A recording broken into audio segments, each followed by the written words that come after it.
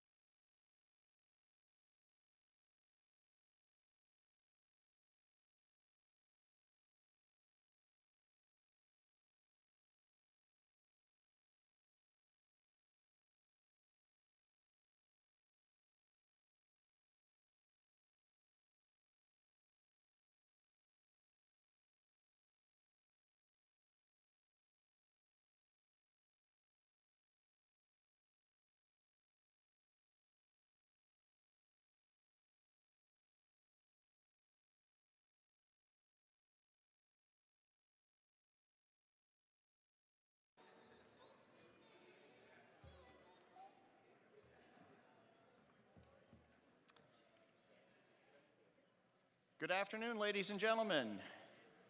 For those filtering in, please come on in and have a seat. And good afternoon, everyone. I'm Pete Crane, and I've got the privilege to be the Vice President of Education and Access here at the National WWII Museum. To those of you who just attended our Family and Military Appreciation Block Party, I hope you and your families enjoyed yourselves, and I'd like to give a big round of applause and thank you to Timber and Peggy Floyd for covering the cost of everyone's admission and making this wonderful event more accessible to all of our out-of-state visitors. So thanks to the Floyds.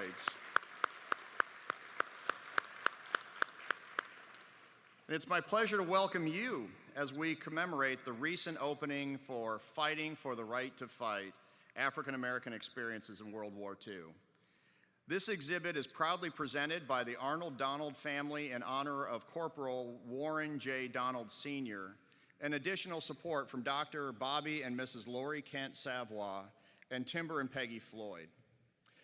As we begin, and this is a very special one for us today, it's my great honor to thank all the World War II veterans, Holocaust survivors, and homefront workers who helped secure our freedom from fascism and who remain at the forefront of all that we do here at the museum. It's my pleasure to say that we have a World War II veteran with us today. We have Mr. James Killebrew, who was in the Navy from 1943 to 1945 aboard the USS Tennessee. Thank you for being with us, sir.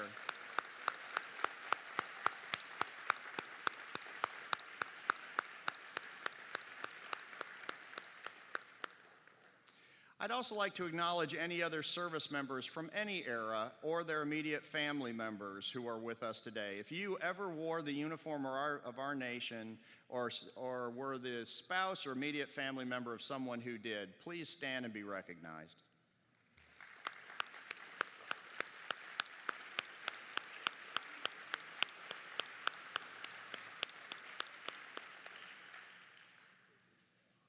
Thank you, and thank you for being with us today. The museum's privileged to have a strong network of supporters from across the entire country, from our trustees to our presidential counselors, past and present, to our Patriot Circle members and our charter members and our education and capital donors. Thanks to all of you for your commitment and to advancing our educational mission here at the World War II Museum. You are the ones that make programs like this possible, so thank you very much. I'd also like to thank our Fighting for the Right to Fight Exhibit Advisory Committee. They're a group of leading historians who have been working in partnership with our curators to ensure that the story is told accurately in the best possible way. I'd also like to thank our many artifact donors, some of whom are with us here tonight. You've entrusted us with these pieces of your family's history, and we truly appreciate their contribution to making this exhibit as successful as it can possibly be. We're also grateful to our Fighting for the Right to Fight host committee for helping us engage New Orleans residents and folks from around the area and presenting this important history. I'm excited to continue our work together as we move forward. We're also fortunate to have one of the conveners of our host committee, Mr. Henry Coaxum, with us. Henry is a former museum trustee and is the president of Coaxum Enterprises. He's received numerous awards for his professional, civic, and philanthropic work. Just this week, Henry and his wife Karen were honored with the Association of Fundraising Professionals Outstanding Philanthropist Award. That is a testament to their incredible generosity and their impact on our community. So it is now my pleasure to welcome Henry to the stage to share his thoughts about the exhibit.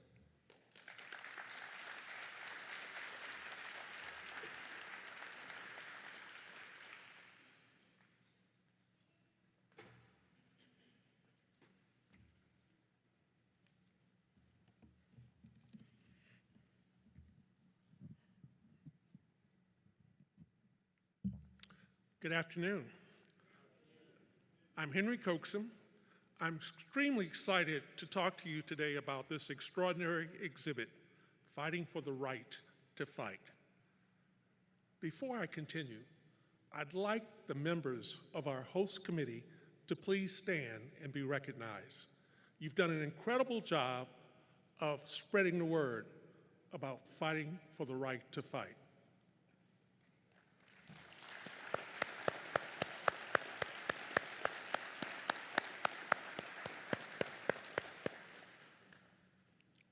This exhibit is very personal for me as an African American and a New Orleanian who served 2 terms on the National WWII Museum Board of Directors.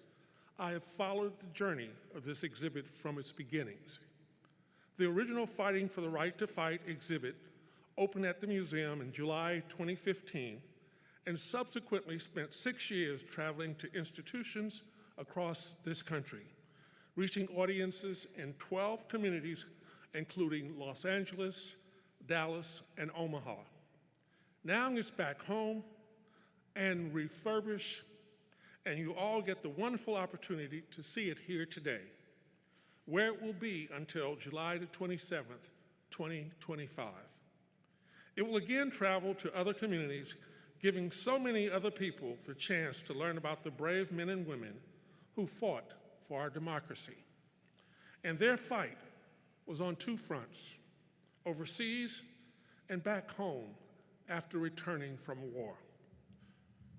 In the years leading up to World War II, racial segregation and discrimination were part of daily life for many in the United States. For most African Americans, even the most basic rights and services were fragmented or denied altogether. To be Black was to know the limits of freedom and excluded from the very opportunity, equality, and justice on which this country was founded. Yet, once World War II began, thousands of African Americans rushed to enlist, intent on serving the nation that treated them as second-class citizens. More than 1 million Black service members would take part in World War II, risking their lives on behalf of a country that treated them as second-class citizens. Yet, they were determined to fight to preserve the freedom that they themselves had been denied. This is their story, and you get to learn about their story today. Please encourage your family, friends, co-workers, and colleagues to visit the museum and this exhibit through July the 27th, 2025. Thank you.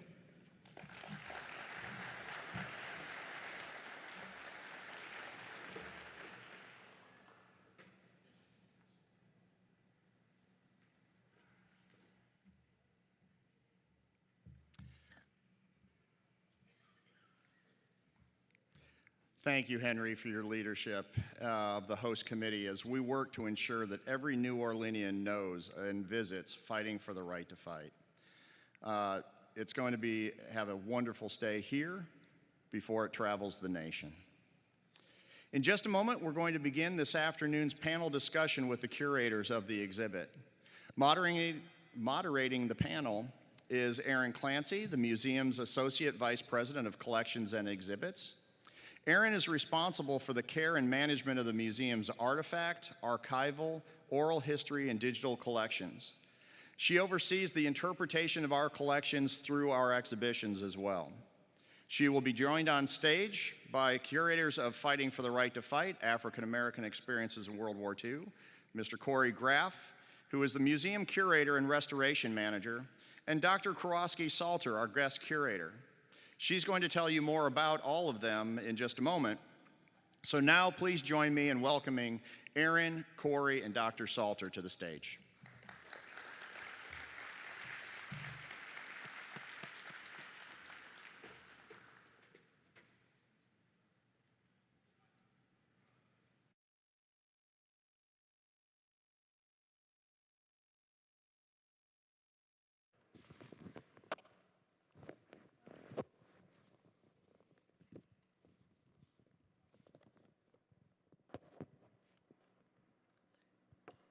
All right. Good afternoon, everyone, and welcome.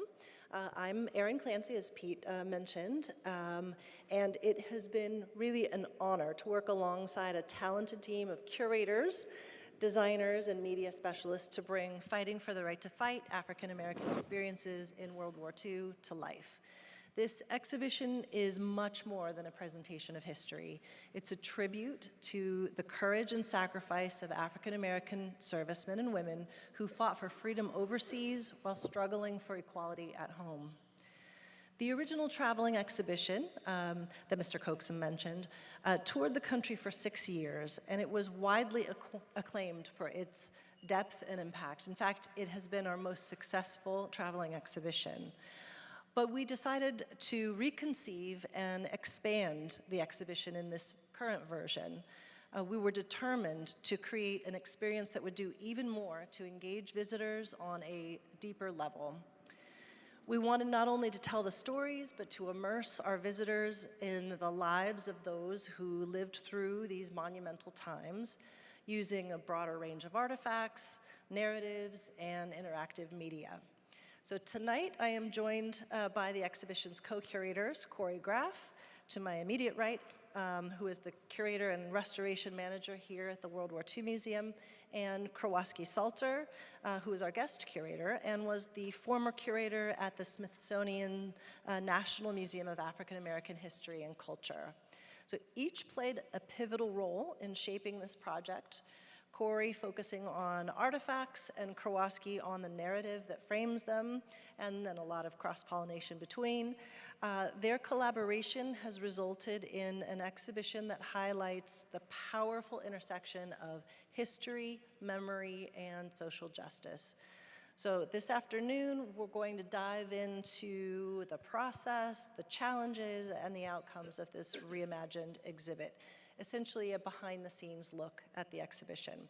So I'll begin with the first question, if you're ready. Ready? All right, so the first one's for you, Cory. This exhibit was originally, as I mentioned, a popular traveling exhibition. Why did the museum decide to expand and reimagine it for a new tour? And how did the expansion enhance the stories we're able to tell? Yeah, it was extremely popular. As we know, it started in 2015, appeared here. It was quite small at the time, about 1,700 square feet. And since it was on the road for so long and went to so many venues, we knew it was going to be something that other people wanted to see. And as well, it's a little bit of hidden history. Many people can, dive into YouTube and hear about the Battle of Midway or read a biography about George S. Patton, but we felt like this was a story of millions and millions of Americans that was often ignored or not the full story wasn't told. So one of the things that made it come back was its popularity. And we knew we wanted to do it bigger and better than before.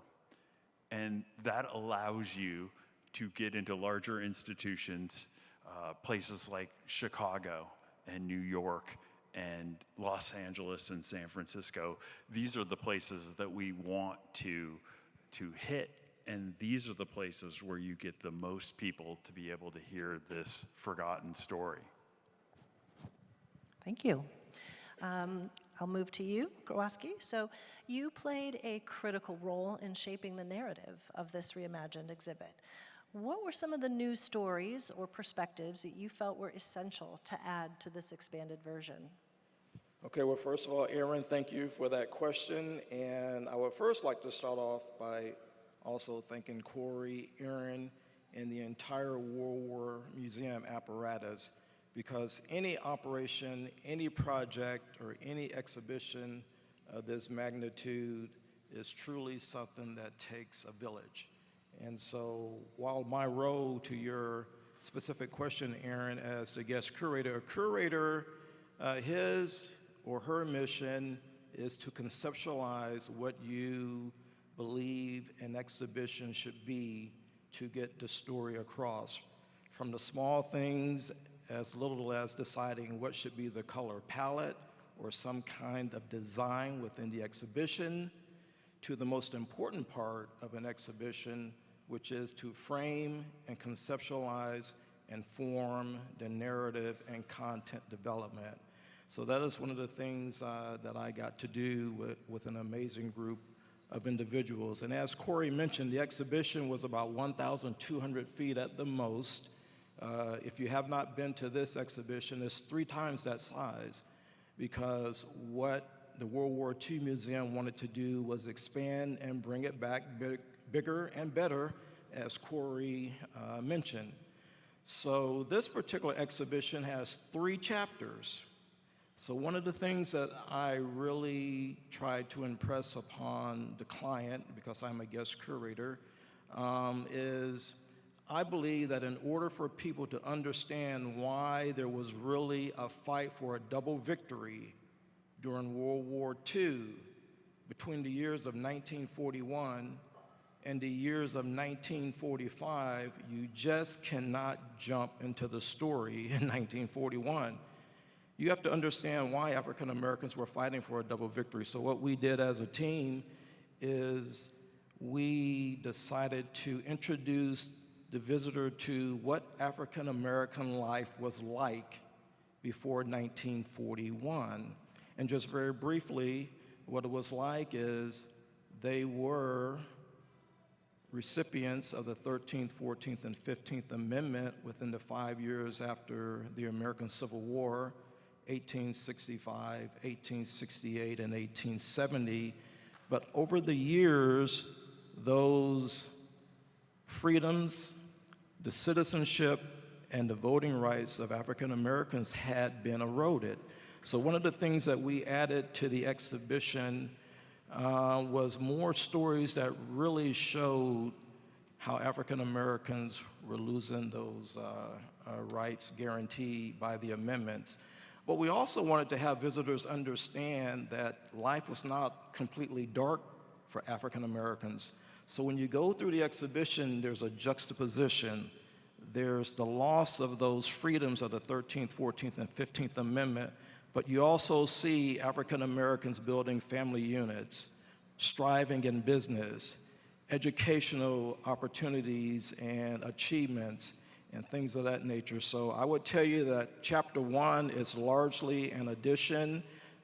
I would say about 80%.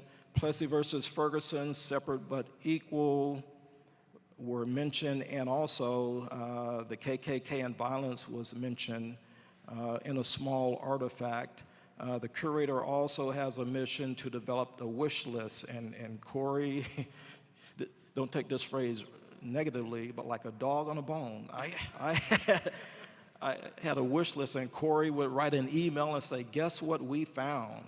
And so there's a lot of new artifacts to help tell the story. And to keep it brief, chapter 3 is the same way, which is what came out of World War II. When you talk about that double victory, African Americans were willing to fight for their country for victory abroad, but at the same time, they wanted victory at home against the separate but equal life that they were under, and to regain those 13th, the 14th, and 15th Amendment rights.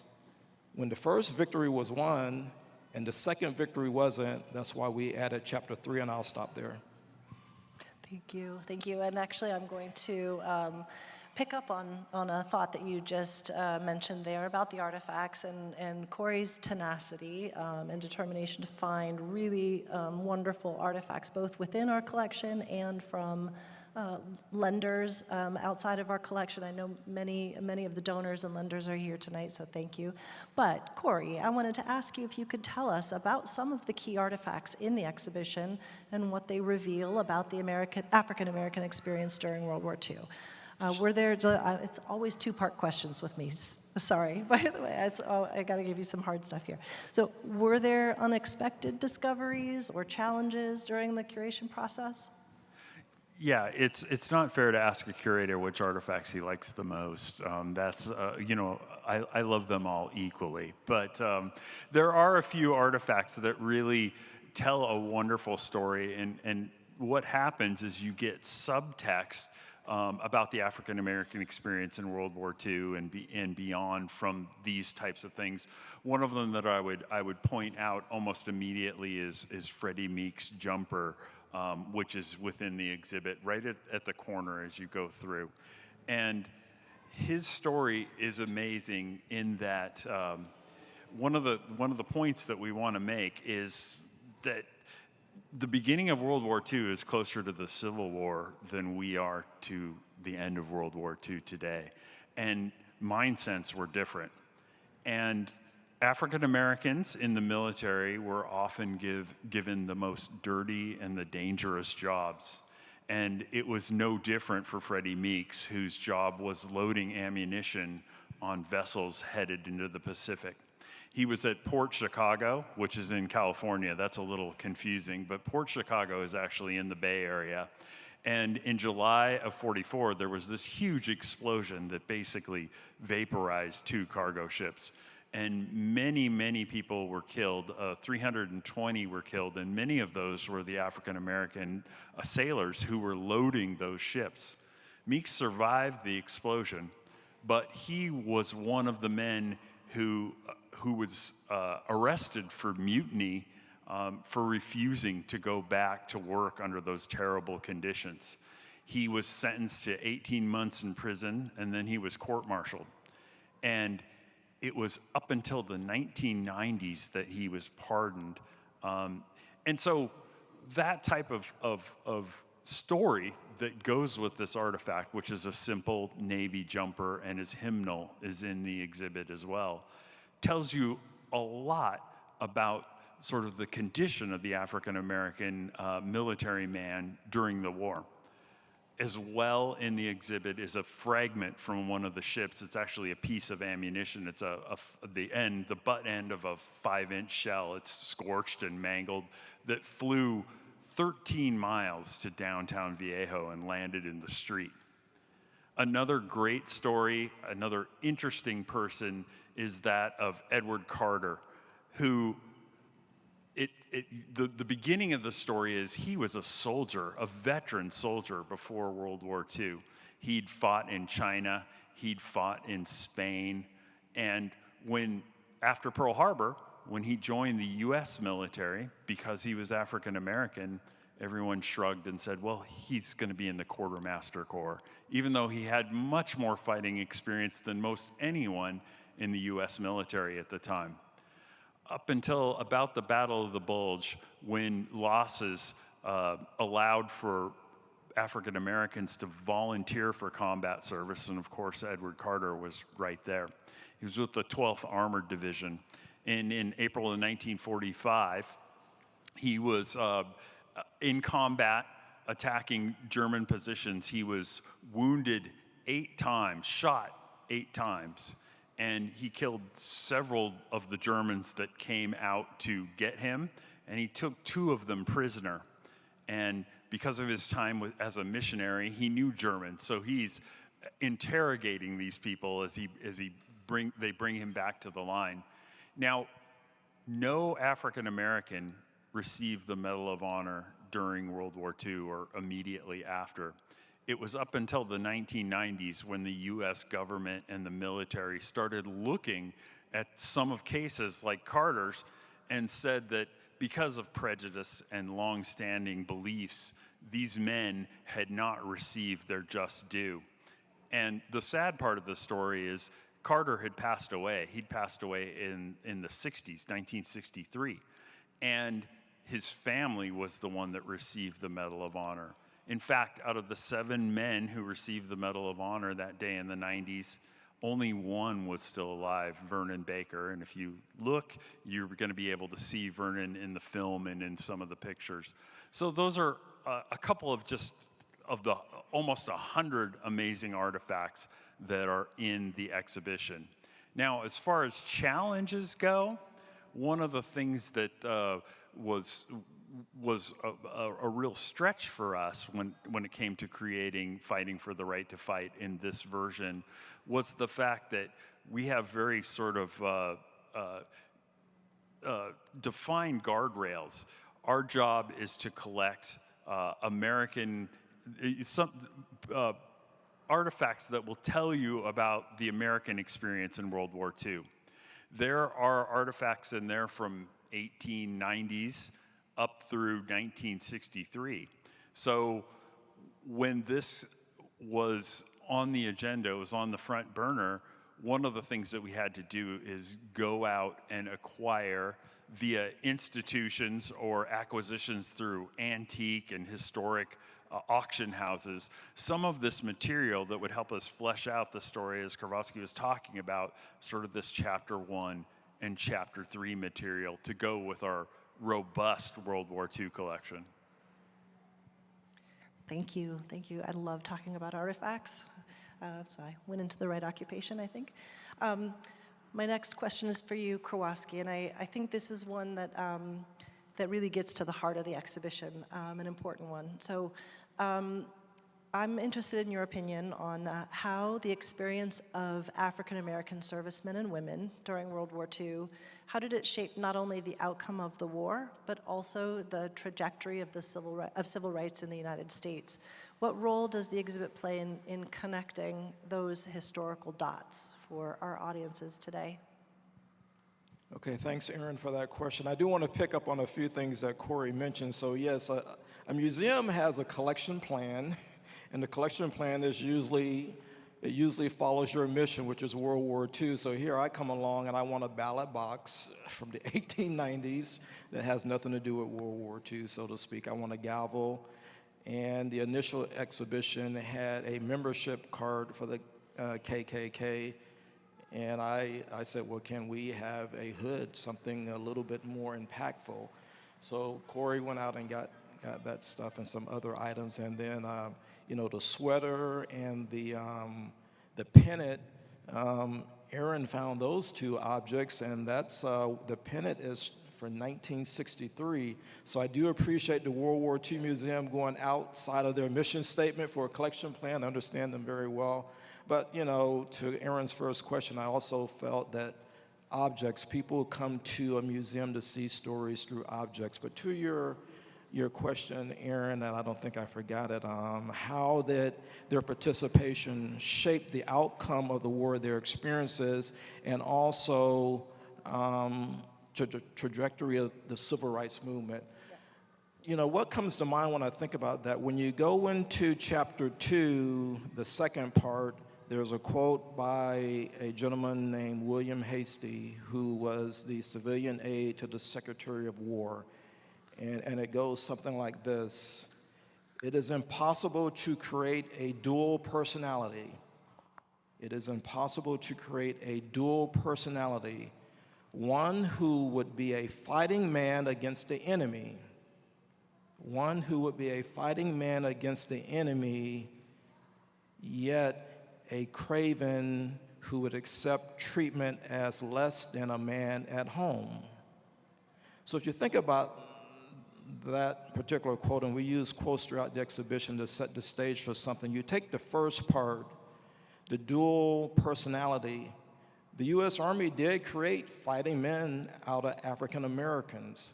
So one of the things that we tried to show, and we hope resonates in the exhibition, is that the African American participation in uniform, men and women in every single theater of the war, deploying as early as 1942, contributed to the outcome of the war. But not only that participation, but also the participation of African American men and women on the home front who contributed to the war production, who were activists. So to keep the answer short, one of the things that we added, the first answer, one of the things we added to chapter 2 is we added more stories about civilian grassroots activists, more stories about lawyers. I think Charles Drew may have been mentioned in the first exhibition, I can't remember, but we mentioned Charles Drew because of blood plasma and how it saved millions of lives during the war. So to the first part of that question, that's how their experiences contributed to the outcome of war. You know, I firmly believe that without the participation of African Americans in the war for the U.S. and the Allies may not have ended in 1945. And I'm not necessarily going to go as far and say that the war may have not won, but a big part of me feels like without the participation of 1.2 million men and women in uniform and those millions of men and women on the home front who helped make tanks, airplanes, those SOS soldiers who made sure that fuel, bullets, and food got to the front. And then as Cory mentioned, when casualties got high, African Americans who were not allowed to be fighting soldiers were asked to volunteer to be fighting soldiers. And some of those who had been training to be fighting soldiers, who had been sitting on the home front for 2 years, were suddenly called into action, like the 761st Tank Battalion. Those guys had been ready since 1942, but it was only after the Battle of the Bulge and pushing across France at that time and casualties were mounting that realization came through. So that's the first part of the answer. How did they contribute to the conclusion and ending of the war? And to use the first part of William Hastings' quote. Now let's go to the second part of the question and the second part of the quote where he says that, now if you create this person who's going to fight against the enemy, is he going to be a craven and accept less than treatment as a man at home? And the answer is no, because it started before the war ended. So the previous exhibition had the story, I believe, about Port Chicago in a small way. We have 3 artifacts, and Cory mentioned those. And when he gave me the news of that, I was ecstatic about that. But we added 2 more stories about the women at Fort Devens. And that's one thing we beefed up too, is the stories of the women. They were included in the first exhibition, but we beefed up that story. How some of these women who had technical expertise and they were WAC serving at Fort Devens, Mass., but they were asked to be janitors and custodians. So they refused to do that. They were brought up on charges. And then we also added the story about the Freedman Field Mutiny, which is where Freedman Field is in Indiana, so all Tuskegee Airmen that only train in Alabama, they were also training as bomber pilots in Indiana. But what happened differently in Indiana than Alabama is they were not allowed to go in some of the officers' clubs, and things were separate but equal, unlike what Paris did in Tuskegee, where he opened everything pretty much up to everyone. And so these men decided that they were gonna create a mutiny and go into the club, even though they were told not to go into the club. And what some of the officers didn't bank on is some of those men in early 1945 had flew combat missions in Italy. They had been a part of the 99th because some of them had rotated back and they were on staff there. And so when you think about that second part, their experiences, and I believe your question was how did their experiences during World War II create the trajectory for the civil rights movement? And I think that quote kind of sums it up. And I think you had a question about how do we connect the dots to the civil rights movement. I think we do that in chapter 3, but hopefully those two vignettes maybe sums up the question you were asking, Erin. I think so. Thank you. Thanks very much. All right. And I think some of the ways that we connect those dots maybe through pieces, that are in addition to all of the content that we've been talking about. So there are really wonderful artifacts. There are, of course, the narrative itself in text, but we also have films, an interactive component, oral histories, interactive oral histories, as a matter of fact. So Cory, how did you approach using these sorts of media pieces to enhance the storytelling that we do in the exhibit and to engage visitors on a deeper level? Well, one of the things that's been alluded to here is the fact that a museum exhibit allows you to show things that you're not going to get from a history book. Artifacts definitely fall in that category. And what we'd call the AV or media pieces would fall in that category as well. There's sort of an old slang term, and there's various versions when you're in a museum, that you have different types of visitors. You have your skimmers, your swimmers, and your divers, meaning you have your people that will buzz through an exhibit quite quickly, and then varying degrees of detail down to the person who's going to read every sentence, every period, every comma, and they'll all come to you and tell you where the comma's in the wrong place and all that stuff too. Now, so as we did the media pieces, we sort of had that in mind, that there's various types of people that'll come through the exhibit. So what we'd call the linear media pieces, which is the bespoke films, there's 3 of them throughout the gallery, and they're about 5 minutes long. Those are like skimmer level, meaning you can go through, you can read the introductory panels, and you can watch these films, and you're gonna have the basic beats of what's going on. Now, a lot of the media pieces will serve those swimmers and divers better. One of the things about this story that's different than a lot of other stories is you're talking about the experiences of millions of people. 1.2 in the military, another million plus at least at home, if not more. And so there is an endless amount of stories to tell.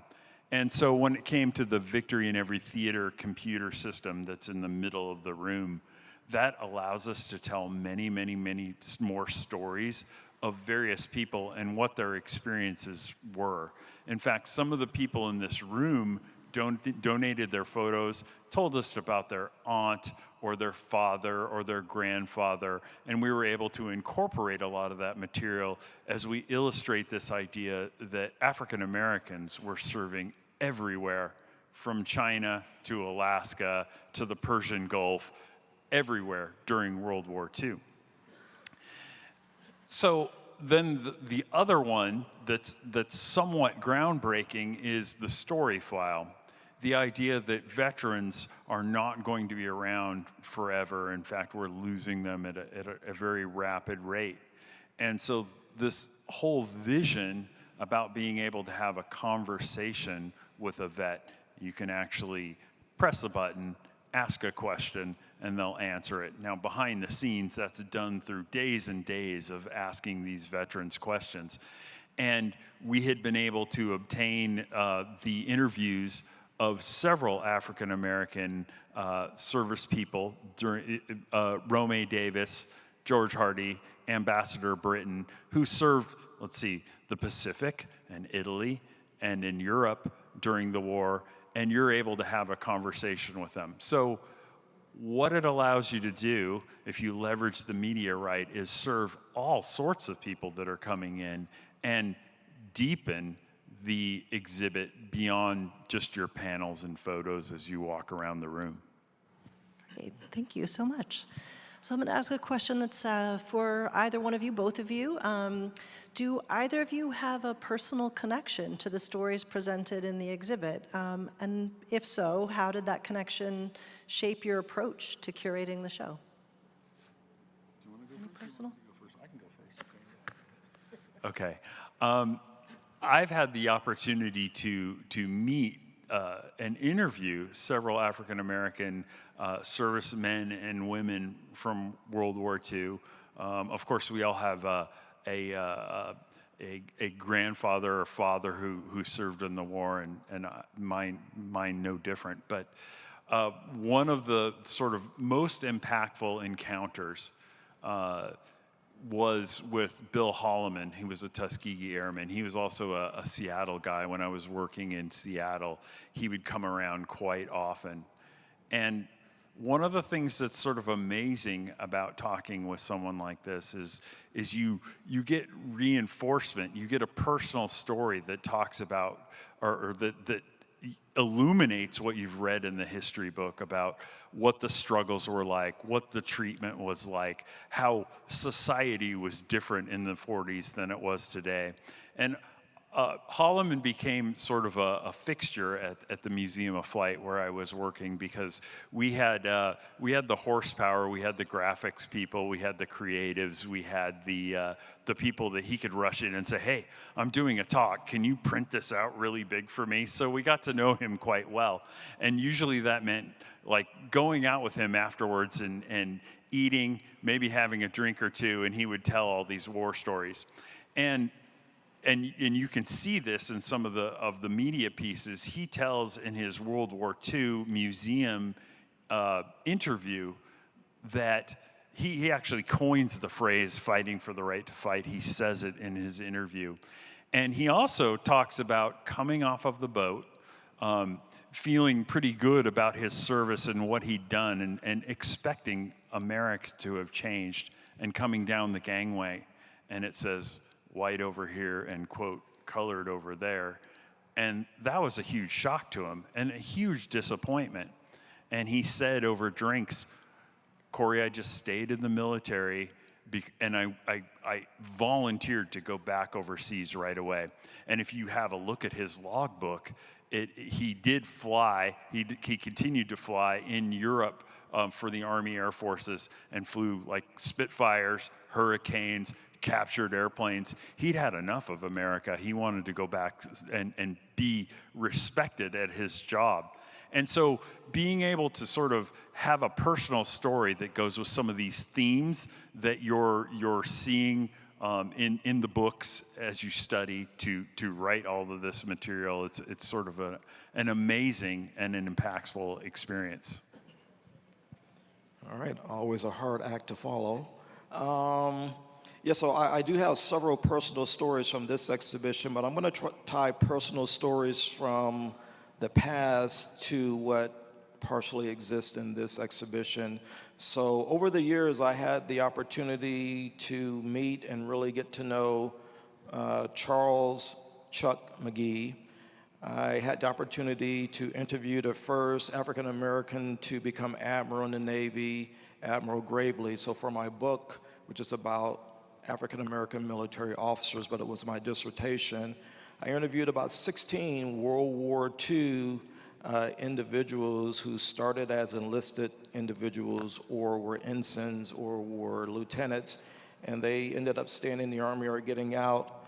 And I also received a letter after having met Benjamin O. Davis Jr. So I'll just stop there because all three of those stories were just great. But to have in my files, and maybe one day I will put it in some kind of publication, to receive a letter from Benjamin O. Davis Jr. on his last trip to West Point when I was a young captain teaching is just something that I look at every so often and just say, wow. And he's in the exhibition.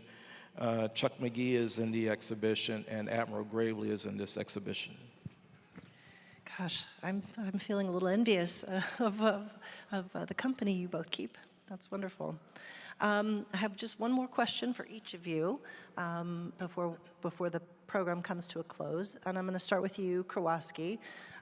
So, like we discussed before, the exhibition draws parallels between the struggles faced by African Americans, servicemen and women, and also those on the home front during World War II. Draws parallels between that experience and the ongoing fight for civil rights and equality. The question is, how do you hope this exhibit resonates with modern audiences, particularly as these issues remain so relevant today? Okay, thank you. I think the last part, the issues that remain so relevant today and how will it resonate with audience today? Well, you know, first of all, the hope is that audiences, young and old, who have not experienced some of the deep aspects of this history surrounding World War II, the before and the after history, will see how military participation of all Americans has contributed to this country being the superpower on the globe, and to this very moment is still the superpower on the globe. And it became the superpower by the participation of white Americans, black Americans, Asian Pacific Americans, Hispanic Americans, and we can go on, and women. And so you think about 80 years ago today, where we were and where we are now. So I'm going to go backwards, and before I talk about the parallels, I want to say that folks who know me know that I'm a glass half full kind of guy. So 80 years ago today, 16 November, we were 5 months past D-Day, and we were 1 month before the Battle of the Bulge. There was only one African-American general in the military. The military was completely separate but equal in a separate but equal society. And African Americans and most other minorities in America lived in a separate but equal society. So fast forward 80 years to today, 16 November, there's an African American retired 4-star general serving as Secretary of Defense. There has been an African American 4-star general who has been Secretary of State. There has been an African American commander and general.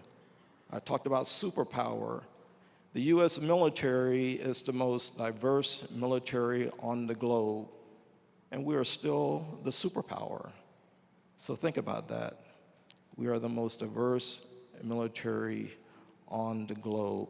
So we have certainly made a lot of advancements.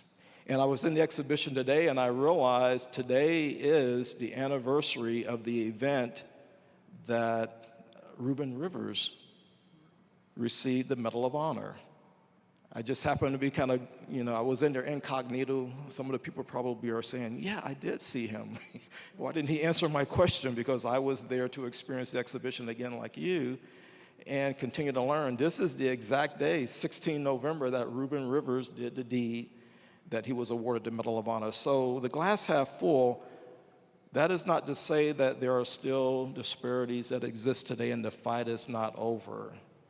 If you look at the unemployment rate on racial boundaries today that just came out a couple of weeks ago, the African American unemployment rate is 6.2%. Why is that?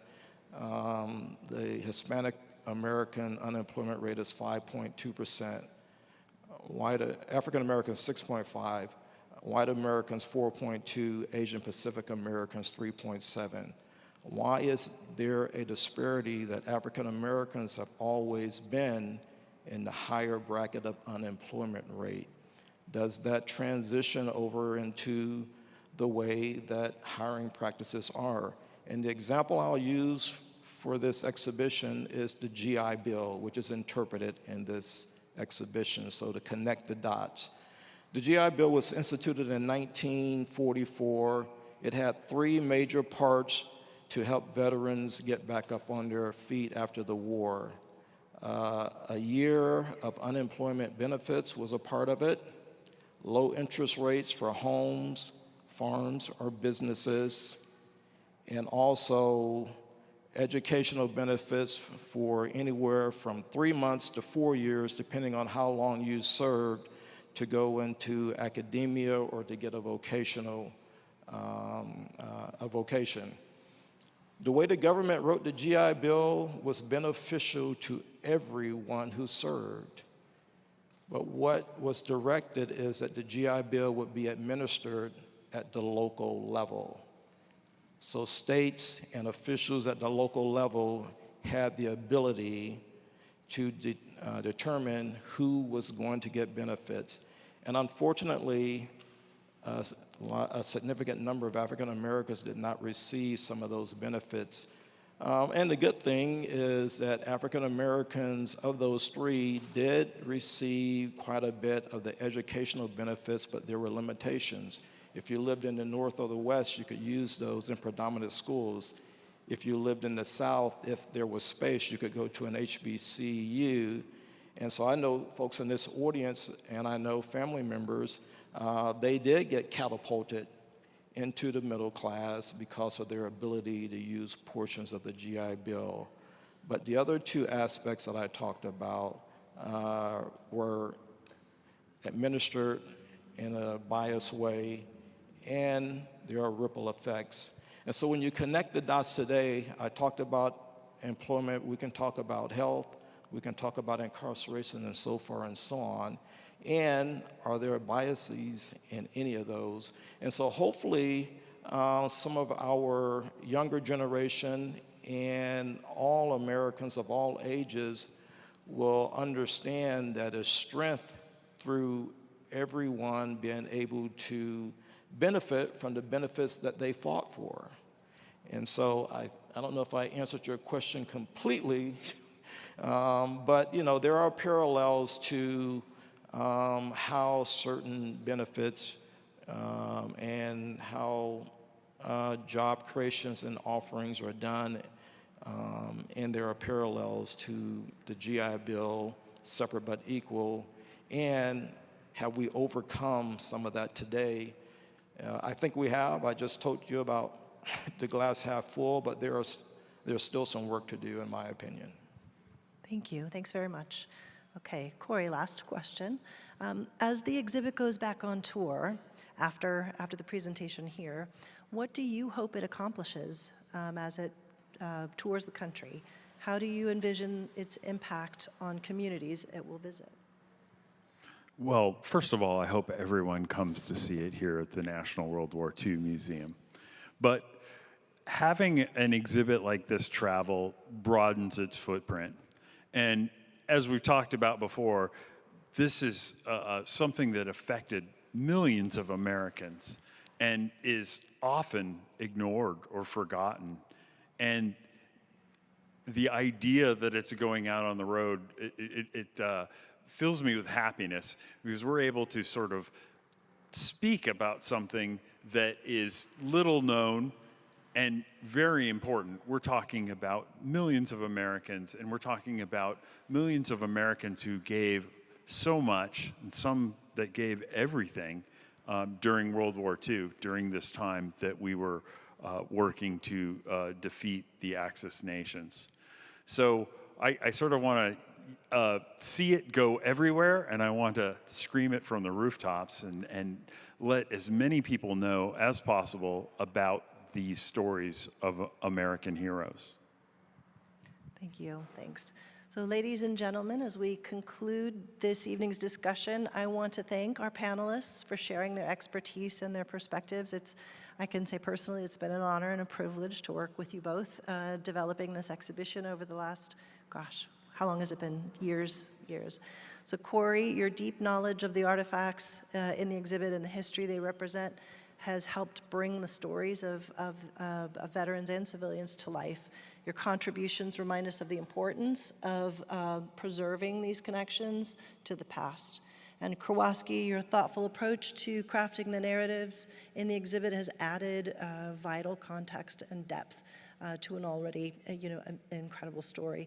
So your work inspires reflection and dialogue about the challenges and the triumphs of the past, considering that you're a glass half full kind of a guy, right? To all of you in the audience, thank you for being a part of this conversation. And to the donors and the supporters, thank you so much for making this possible. Your support and interest are what make exhibitions like this happen, and they're so important to the millions of visitors who are going to see it as it travels the country. So I'm going to encourage you to visit the gallery to explore Fighting for the Right to Fight, African American Experiences in World War II. Our curators, Cory and Kewasky, will be there to answer your questions. I'm sure you have many. So they're going to be stationed in the galleries to take your questions and offer additional insights about the making of this wonderful exhibit. So please also enjoy the reception. And thank you so much. Enjoy the rest of your evening.